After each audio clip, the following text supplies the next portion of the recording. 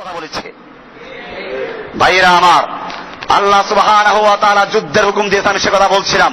কোরআনুল কারীমের সূরা নিসার 74 নম্বর আয়াত বলছে, ফালিয়ুকাতিল ফি সাবিলিল্লাহিল্লাযীনা ইয়াশরুনাল হায়াতাদ দুনিয়া বিল আখিরাহ। সুতরাং ওই সমস্ত লোকেরা যারা আল্লাহর রাস্তায় লড়াই করে, ইয়াশরুনাল হায়াতাদ দুনিয়া বিল আখিরাহ, যারা তাদের দুনিয়ার জীবনকে বিক্রয় করে দিয়েছে আখিরাতের বিনিময়ে। এরপর আল্লাহ বলছেন, ওয়ামান ইউকাতিল ফি সাবিলিল্লাহি, যারা আল্লাহর রাস্তায় লড়াই করে, যুদ্ধ করে, ফায়ুক্তাল আও ইয়াগলিব, তারা চাই সেখানে গিয়ে নিহত হয় অথবা তারা বিজয় লাভ করে। আল্লাহ বলছেন, ফাসাউফা নুতিহি আজরান আযীমা, আমি অচিরেই তাদেরকে মহান আজর, মহান বিনিময়, মহান প্রতিদান আমি দান করব। সূরা নিসা 74 নম্বর আয়াত। আল্লাহ বলছেন আজরান আযীমা, কত বড় মহান আজর দিবেন আল্লাহই ভালো জানেন। এরপরে আল্লাহ সুবহানাহু ওয়া তাআলা কোরআনুল কারীমের সূরা নিসার 95 নম্বর আয়াতে বলছেন, লা ইয়াস্তাবিল কাঈদুনা মিনাল মুমিনিনা, যারা আল্লাহর রাস্তায় যুদ্ধ করে, ওয়াল মুজাহিদুনা ফি সাবিলিল্লাহি বিআমওয়ালিহিম ওয়া আনফুসিহিম, যারা আল্লাহর রাস্তায় জান এবং মাল দিয়ে লড়াই করে আর যারা বসে আছে, তারা কখনো সমান নয়। আল্লাহ বলছেন, ফাদ্দালাল্লাহুল মুজাহিদিনা বিআমওয়ালিহিম ওয়া আনফুসিহিম আলাল কাঈদিনা দারাজা। আল্লাহ তাআলা ওই লোকদেরকে যারা আল্লাহর রাস্তায় লড়াই করে, মুজাহিদিন, জান এবং মাল দিয়ে লড়াই করে, তাদেরকে আল্লাহ তাআলা ওই সমস্ত লোকদের উপরে যারা বসে আছে তাদের উপরে এক দরজা বেশি মর্যাদা দান করেছেন। আল্লাহ তাআলা বলছেন, আফাদ্দালাল্লাহুল মুজাহিদিনা আলাল কাঈদিনা আজরান আযীমা। আল্লাহ তাআলা মুজাহিদিনদেরকে যারা বসে আছে তাদের বিরুদ্ধে, তাদের বিপক্ষে অনেক বড় আজর দান করবেন, বিনিময় দান করবেন।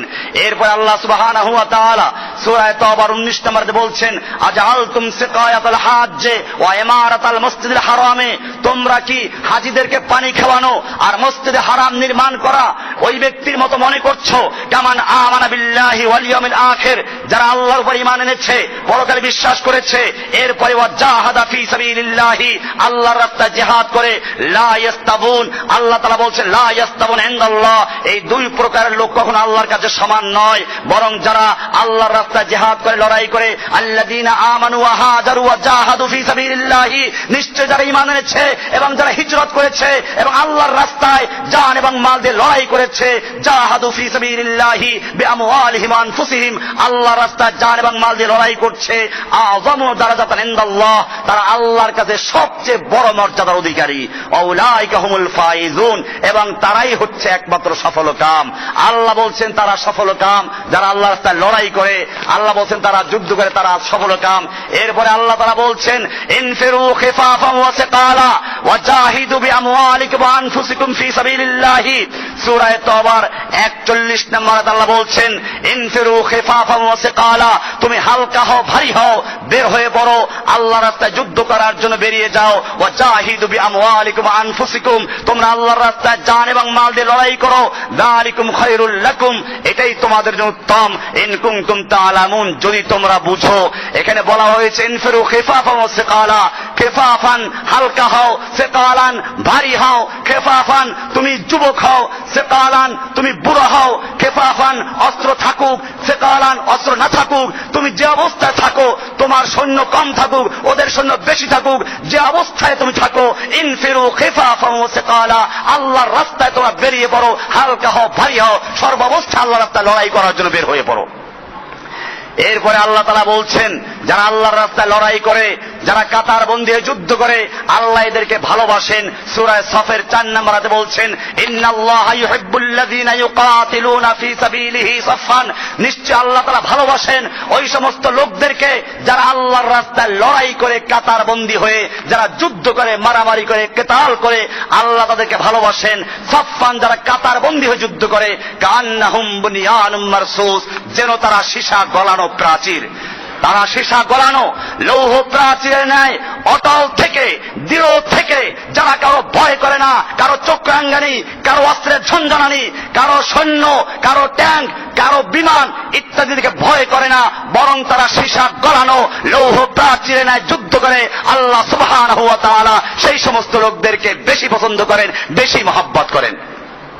ভাইরা আমার, এরপরে আল্লাহ তাআলা বলছেন, আমাদেরকে ধিক্কার দিচ্ছেন, ইয়া আইয়ুহাল্লাযীনা আমানু মা লাকুম ইযা ক্বিলা লাকুম ইনফিরু ফী সাবিলিল্লাহি ইসসাকালতুম ইলাল আরদে। হে ঈমানদারগণ, তোমাদের কি হয়েছে? তোমাদেরকে যখন বলা হয় আল্লাহর রাস্তায় যুদ্ধ করার জন্য বের হও, ইসসাকালতুম ইলাল আরদে, তোমরা জমিনের সাথে একেবারে জড়িয়ে ধরো, আঁকড়ে ধরো, উপর হয়ে জমিনকে ভালো করে ধরো, যেন কেউ টেনে হেঁচড়েও যুদ্ধের ময়দানে নিতে না পারে। ইসসাকালতুম ইলাল আরদে আরাদিতুম বিল হায়াতিদ দুনিয়া মিনাল আখিরাতে, তোমরা কি আখিরাতের পরিবর্তে দুনিয়ার জীবনটা নিয়ে সন্তুষ্ট হয়ে গেলে? ফামা মাতাউল হায়াতিদ দুনিয়া ফিল আখিরাতি ইল্লা কালিল, জেনে রাখো আখিরাতের তুলনায় দুনিয়ার জীবন সামান্য কিছু ছাড়া কিছুই নয়। এরপরে আল্লাহ বলছেন, ইল্লা তানফিরু, জেনে রাখো তোমরা যদি আল্লাহর রাস্তায় যুদ্ধ করতে বের না হও, লড়াই না করো, ইউআযিবকুম আযাবান আলীমা, আল্লাহ তোমাদেরকে কষ্টদায়ক মর্মন্তুদ শাস্তি দিয়ে দুনিয়া থেকে বিদায় করবেন। এরপরে ওয়ায়াস্তাবদিল কওমান গায়রাকুম, আল্লাহ তোমাদের পরিবর্তে অন্য আরেকটা জাতিকে সৃষ্টি করবেন, অন্য জাতিকে ইসলাম গ্রহণ করাবেন, তাদেরকে তোমাদের স্থলাভিষিক্ত করবেন। এরপরে জেনে রাখো ওয়ালা তাদুররুহু শাইআ, তোমরা আল্লাহর কোনো ক্ষতি করতে পারবে না। আল্লাহু আলা কুল্লি শাইইন কাদির, আল্লাহ তাআলা সবকিছু করার ক্ষমতা রাখেন। কাজে তোমরা যদি জিহাদকে ভুলে যাও, তোমরা যদি নিজের সন্তান স্ত্রীদেরকে বসে আরাম করতে থাকো, আল্লাহর দ্বীন যদি ভুলুণ্ঠিত হয়ে যায়, আল্লাহর দ্বীন যদি ধ্বংস করা হয়, তাহলে জেনে রাখো আল্লাহ তোমাদেরকে ধ্বংস করে তোমাদের পরিবর্তে অন্য জাতি সৃষ্টি করবেন এবং তাদেরকে আল্লাহ তাআলা দ্বীনের জন্য জিহাদ করার তৌফিক দিবেন।